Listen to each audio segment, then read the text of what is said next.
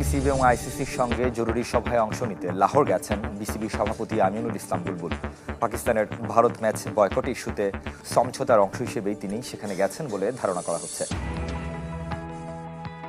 মাত্র কয়েক ঘন্টার জন্য লাহোর গেলেন বিসিবি সভাপতি আমিনুল ইসলাম। আন্তর্জাতিক ক্রিকেট রাজনীতিতে নতুন মোড়। বাংলাদেশ খেলছে না বিশ্বকাপ, ভারত ম্যাচ বয়কট করেছে পাকিস্তান। মুখে না বললেও চরম চাপে আইসিসি। সমাধানের পথ খুঁজতে গিয়ে নতুন পথে হাঁটছে।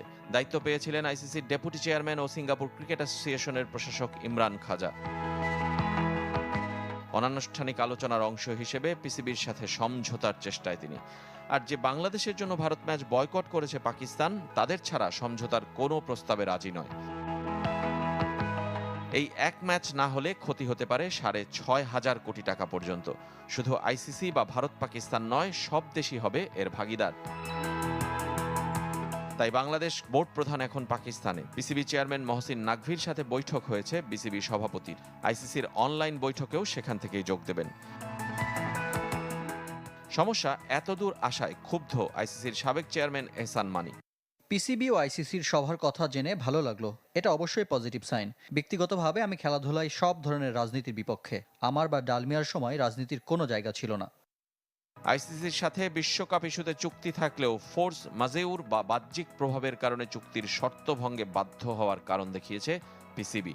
ভারত ম্যাচ বয়কটের সিদ্ধান্ত দিয়েছে পাকিস্তান সরকার, যদিও কতটা কার্যকরী এই ক্ষেত্রে তা নিয়ে প্রশ্ন তুলছে আইসিসি। ১৫ ফেব্রুয়ারির ম্যাচ ১ ফেব্রুয়ারি ঘোষণা দিয়ে বয়কট করেছে পাকিস্তান। পাকিস্তানের লাহোরে বিসিবির সভাপতি আমিনুল ইসলাম বুলবুল, পাকিস্তান ক্রিকেট বোর্ড পিসিবির প্রধান নির্বাহী কর্মকর্তা সালমান নাসির স্বাগত জানালেন বাংলাদেশ ক্রিকেটের প্রধানকে।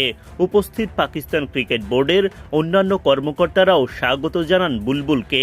ভালোবাসা মাখা আলিঙ্গনে তারা বরণ করে নেন বিসিবির সভাপতিকে। কিন্তু হঠাৎ কেন পাকিস্তান সফরে আমিনুল ইসলাম বুলবুল, সেই প্রশ্নের উত্তরই জেনে নেওয়া যাক।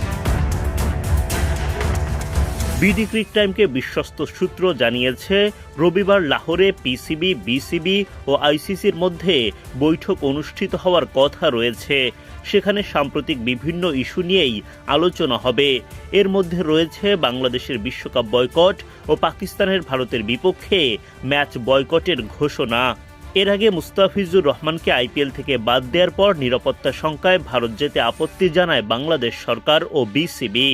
বিসিবি আইসিসিকে অনুরোধ করে টাইগারদের ম্যাচ শ্রীলঙ্কায় আয়োজনের জন্য। তবে আইসিসি সাফ জানিয়ে দেয়, বিশ্বকাপ ম্যাচ খেলতে হলে ভারতেই খেলতে হবে। এক প্রকার বাধ্য হয়ে বিশ্বকাপে দল না পাঠানোর সিদ্ধান্ত নেয় বাংলাদেশ। তখন এই পদক্ষেপে বাংলাদেশের পাশে এসে দাঁড়ায় পাকিস্তান। বাংলাদেশের সাথে অন্যায় হয়েছে দাবি করে পাকিস্তান সরকার সিদ্ধান্ত নেয়, বিশ্বকাপে ভারতের বিপক্ষে ম্যাচ খেলবে না পাকিস্তান দল।